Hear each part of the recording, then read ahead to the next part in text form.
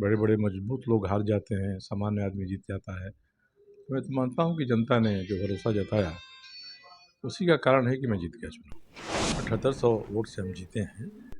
तो मुझको 7800 ज़्यादा लोगों ने, बन्ना गुप्ता से ज़्यादा लोगों ने हमको भरोसा जताया।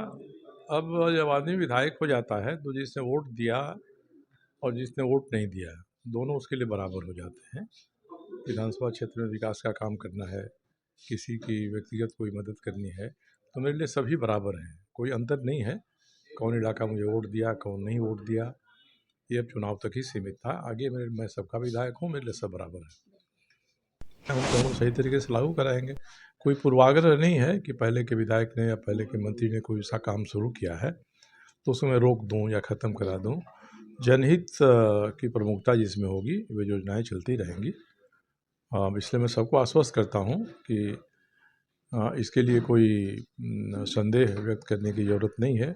हाँ, इतना ज़रूरी है कि इस क्षेत्र में जो भय आतंक का वातावरण व्याप्त हो गया था, जिस तरह से पुलिस और प्रशासन के लोग सरकार के मंत्री के कहने पर किसी के भी खिलाफ कुछ भी कर देते थे, तो हमारे समय में वो चीज़ें नहीं होंगी। नियम कानून।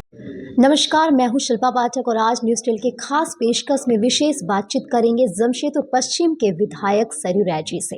सर, आपका मैं ये जानना चाहती कि इस बार आपने जमशेदपुर पश्चिम की विधानसभा सीट पर मंत्री बन्ना गुप्ता को हराकर जीत हासिल की, तो ऐसे में आप अपनी जीत को कैसे देखते हैं? सामान्य है, दो आदमी लड़ता है, एक जीतता है। पहले भी मैं दो बार उनको हरा कर जीत चुका हूँ, इसलिए कोई ऐसी नई चीज़ नहीं है। चुनाव है, चुनाव में बड़े बड़े मजबूत लोग हार जाते हैं, सामान्य आदमी जीत जाता है। मैं तो मानता हूँ कि जनता ने जो भरोसा जताया उसी का कारण है कि मैं जीत गया चुनाव।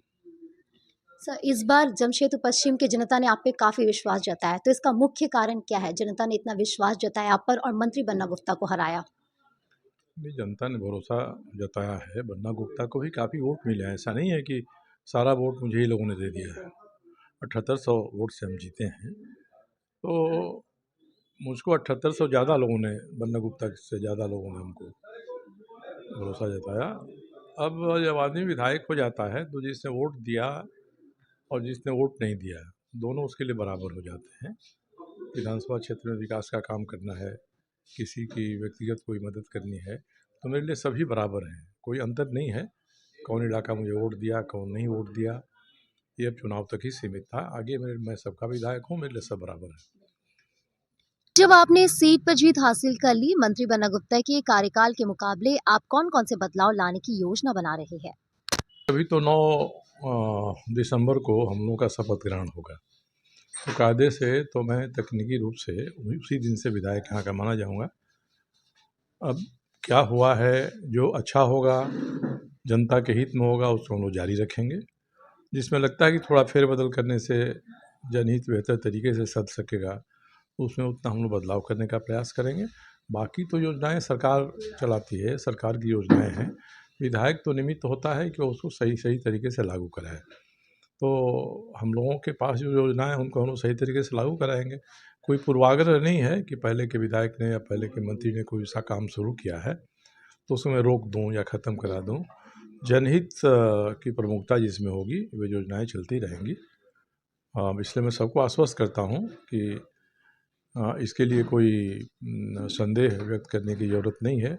हाँ, इतना ज़रूरी है कि इस क्षेत्र में जो भय आतंक का वातावरण व्याप्त हो गया था, जिस तरह से पुलिस और प्रशासन के लोग सरकार के मंत्री के कहने पर किसी के भी खिलाफ कुछ भी कर देते थे, तो हमारे समय में वो चीज़ें नहीं होंगी। नियम कानून के आधार पर आप काम करिए और नियम कानून से बाहर जाकर काम करेंगे तो चाहे वो हमारे किसी नज़दीकी का ही काम क्यों नहीं हो, हमको अच्छा नहीं लगेगा। हम चाहते हैं कि नियम कानून में जो उचित है वो करिए, उससे किसको लाभ हो रहा है, किसको हानि हो रहा है या देखे बिना उसको करिए।